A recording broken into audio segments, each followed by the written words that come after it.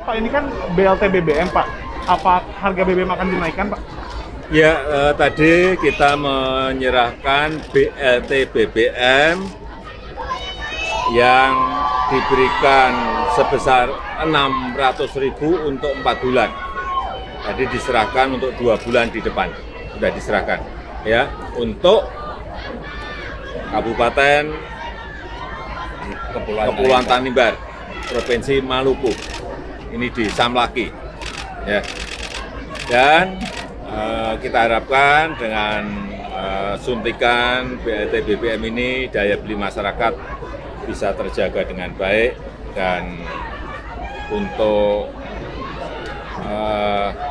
BBM-nya semuanya masih dikalkulasi dan hari ini akan disampaikan kepada saya mengenai hitung-hitungan dan kalkulasinya. Ya.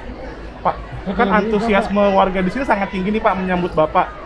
Apa tanggapan Bapak terkait antusiasme warga ini Pak, terakhir kunjungan Presiden tahun 58 Pak?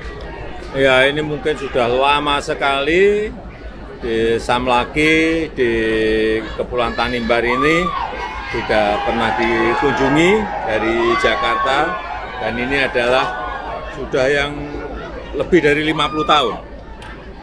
Sehingga kalau masyarakat begitu sangat antusias ya karena mereka mungkin pengen ketemu dengan pemimpinnya. Ya. Terima kasih ya, Pak. Terima kasih sudah nonton. Jangan lupa like, subscribe, dan share ya.